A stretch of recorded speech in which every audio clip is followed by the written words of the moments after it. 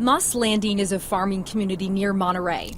Many residents here don't trust the water coming out of their faucet. In my personal home right now, the water is a threat. Kelly Hutton lives on one of the many homes that gets their water from wells. You don't visually see it when you turn on the tap. Our water is clear. It looks like you could drink it, right? We don't actually physically consume the water because it's not safe to drink.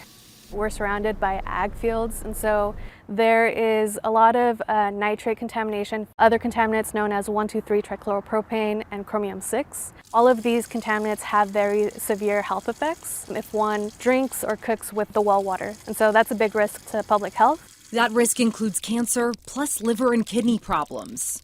While the state pays for bottled water deliveries every week for residents, work is underway to connect to a public water system. But that's expensive. That's where Proposition 4 would come in.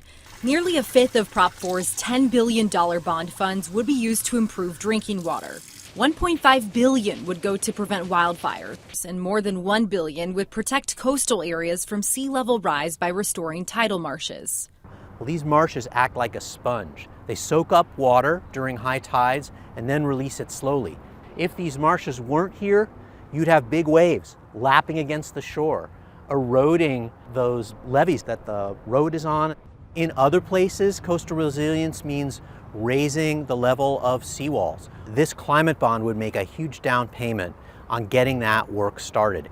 It's a down payment some watchdog groups say California can't afford.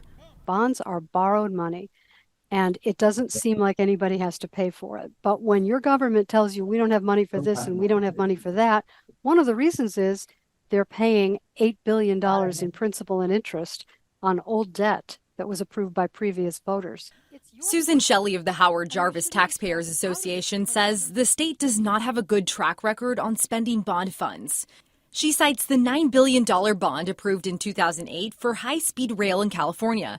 16 years later, and the system has not been built.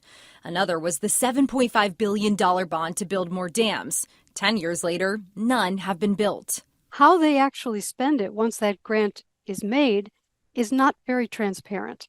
So while you have oversight on the bond, the oversight stops at when the grant is made, and then how the money is actually spent is not so clear. Save the Bay says that won't be the case with the 37 restoration projects it has identified as shovel-ready.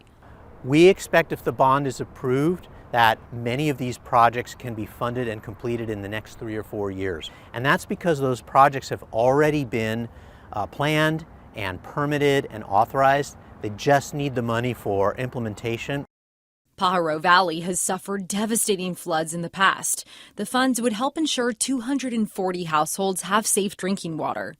The construction costs are going to be about $40 million, and the state can only fulfill about $20 million of that. So we need extra funding to fill in that gap. Where there are specific projects that are worthwhile, we absolutely should do them, and they should have been funded out of the budget without the interest payments.